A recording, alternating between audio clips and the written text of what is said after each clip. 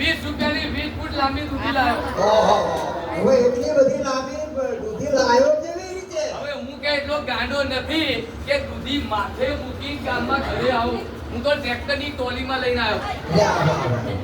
અને ભાડું કેટલું આલ્યું ખબર છે? કેટલો?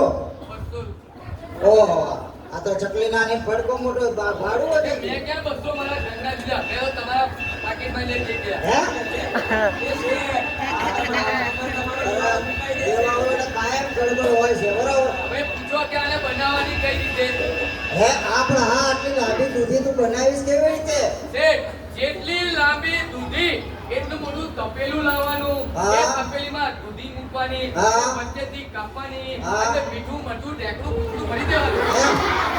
પછી પછી એને પાણી નાખી તો ઢાંકી દેવાની. હા. પછી દૂધી બની જાય. હા. એટલે મોટું ટેબલ લેવાનું. હા. એક બાજુથી તમે ખાઓ, હા. બીજી બાજુથી હું ખાઈ, અને આ મેહુલભાઈ વચ્ચેથી ખાશે. હે?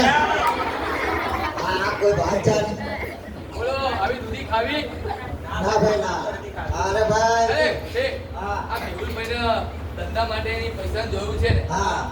આપણે દેવાલ પણ ના પડે અને એમને પૈસા મળી જાય. બોલો એમ? તો એવું કેવું? આ આપણા ગામના પેલા પ્રેમલભાઈ છે ને, હા, એ હા. બધી સરકારી યોજનાઓની માહિતી જાણે છે. તો હે. હું એમને મોકલું છું. એ હા. બધી વિગતવાર માહિતી આપશે. તો બહુ સારું. કેમ કે હવે મને મોકલું ને? હા મોકલો મોકલો. એટલે મેહુલભાઈ નું બી કામ થાય. અરે જબરો છે પણ. અરે આવો આવો પ્રેમલભાઈ. હવે જો આ મેહુલભાઈ છે, એમને રિક્ષા લેવાની તો પૈસાની જરૂર પડી. હવે પૈસા તો મારી પાસે એટલી બધી વ્યવસ્થા નથી, પણ મને યાદ આવ્યું કે પ્રેમલભાઈ પર બધી સરકારી યોજનાઓ જાણે છે, બરાબર? તો તમે એમને માહિતી આપશો? અરે આ મેહુલભાઈ તો તમને ખબર નથી, આ અગાઉ આપણી યોજનાનો લાભ લઈ ચૂક્યા છે, તમને ખબર છે? અરે આ મેહુલભાઈએ લગ્ન કર્યા, હા તો આ મેહુલભાઈએ અંતરજ્ઞાતિએ લગ્ન કર્યા, બીજી જ્ઞાતિમાં. હા. તો એમને છે ને સરકારે 2.5 લાખ રૂપિયાની સહાય કરી. બોલો, પણ બીજી કઈ કઈ યોજનાઓ છે જેના કરી હતી ને? તમને લાભ મળ્યો તો ને? સીધા બેંક ખાતામાં તમારા ડીબીટી થી પૈસા આવ્યા હતા? હા. હવે વાત રહી તમારે રિક્ષા લેવી. ધંધો કરવો છે હમ. તો રિક્ષા લેવા માટે મારે લોન લેવી પડે. હા. તો એના માટે મારે શું કરવાનું? એમાં તમારે કોઈ યોજના કરી? હા.